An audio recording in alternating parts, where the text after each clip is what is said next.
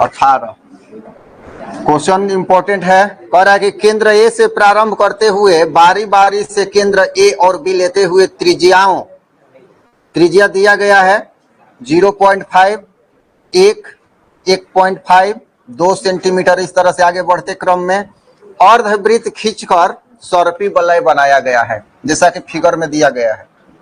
तो cut pencil, जो pencil वाला काला भाग है यहाँ पर दिखेगा, और इस बार बी पर जब हम सेंटर मानते हैं तो फिर यहां से चलेगा ये, फिर ए को सेंटर मानना है तो यहां से चलेगा, फिर बी को सेंटर मानना है तो यहां से चलेगा, ऐसे ऐसे करके ये सर्पिल बनाया गया है।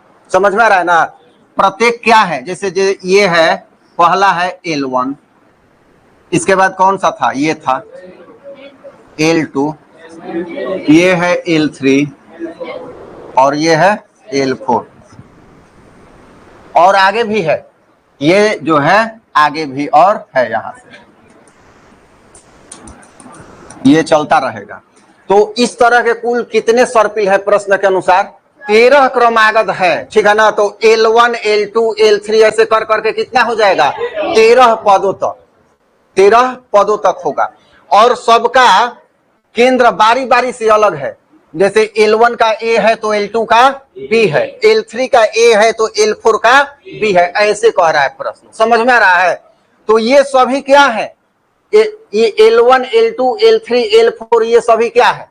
पूरे परिधि का 2 पाई r, तो अर्धवृत्त का 2 पाई r बटा 2, 2 से 2 कट गया, क्या हो गया? पाई r बराबर पाई r होता है, ठीक है? तो यहां पर L1 बराबर क्या होगा? L1 बराबर पाई R1 हम लिख देते हैं, ठीक है? पहले के लिए R1, ये क्या है देखो, ये क्या है, ये है R1 हो गया। फिर यहां से यहां तक इसके लिए क्या हो जाएगा? R2 हो जाएगा। फिर इसके लिए क्या हो जाएगा? R3 हो जाएगा। फिर ये क्या हो जाएगा? इसके लिए R4 हो जाएगा, ऐसे ऐसे बढ़ते जाएगा, ठीक है? तो R1 यहां मान पुट कर देते हैं, पाई को भी पाई ही रखते हैं, सब में पाई आएगा। R1 कितना है जी? 0. हाँ, तो हम पहले रख देते हैं 0.5 पाई। कोई दिक्कत है किसी को तो बोलो। अब L2 बराबर पाई R2, 1.0 दिया है गुणा पाई, तो 1.0 पाई होगा है। इसी तरह से L3, L4 कितना? 13 पदों तक, 13 पदों तक। तो जब 13 पदों तक हम कर लिए तो एक सीरीज प्राप्त होगी, हमको एक श्रेणी प्राप्त होगी।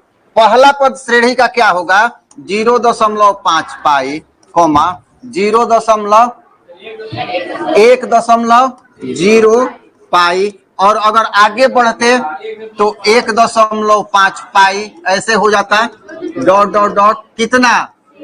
13 पदों तक। 13 नहीं है, ये 13 पदों तक है, ठीक है ना? 13 पदों तक, ये समझ में आ रहा है? ठीक है।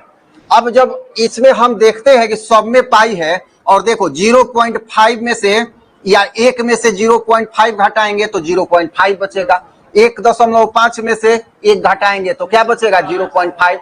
तो यह श्रेणी जो है एपी में है, प्राप्त श्रेणी एपी में है, ये एपी में है।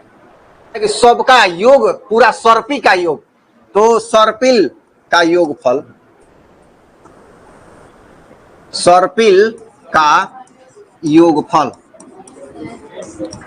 तो सर्पिल का योगफल कितना हो जाएगा? L1 plus L2 plus L3, ये ऐसे होगा कि नहीं होगा?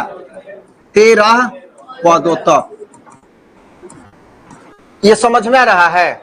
और ये श्रेणी है किसमें? एपी में। तो यहां एसएन हम लिख सकते हैं, एसएन बराबर 0.5 pi plus 1.0 pi plus 1.5 pi plus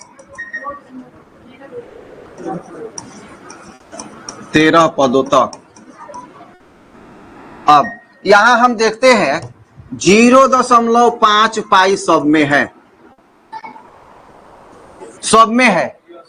5 दूनी 10, 5 तिया 15, 5 चौका 20, सब में है। हम चाहे तो पाई भी निकाल सकते हैं, लेकिन आसानी के लिए हम 0.5 भी निकाल दिए। हाँ, पाई यहाँ बाहर अभी निकाले, मान रखा जाएगा इसका। सब में 0.5 पाई है। तो यहाँ क्या बचा बताओ तो, बोलो। 1 बचा, पूरा का पूरा तो निकल गया, तो 1 बचा ना। अच्छा, यहाँ क्या बचा? 2 बचा, 2 बचा। अब बता दोगे, अब क्या बचा? 3 बचा। देखो कितना आसान हो गया, 13 पदों तक। अगर हम चाहें यहाँ तो 0.5 न लेते तो यहाँ होता 0.5 प्लस 1 प्लस 1.5 प्लस 2 प्लस 2.5, ऐसे करके चलता, कोई दिक्कत नहीं था।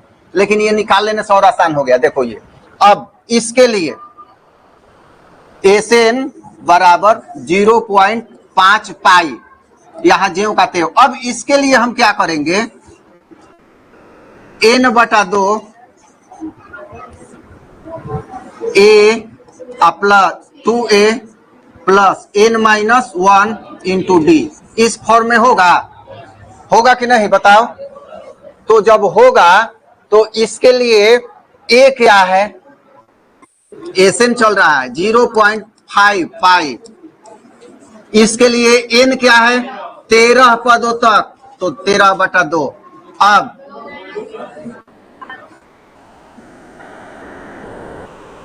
2 गुना A क्या होगा, 1 प्लस 13 माइनस 1 गुना 1, इसका सार्व अंतर क्या होगा, 1 ही होगा ना।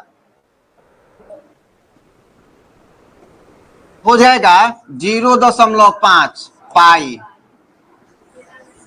13 बटा 2। ये हो गया 12 ज्यों का त्यों। 13 में से घटा 12, 1 से गुणा हुआ तो 12 हुआ ना। और 12 प्लस 2 जोड़ देंगे, यहां पहले लिख देते हैं 2 प्लस 12।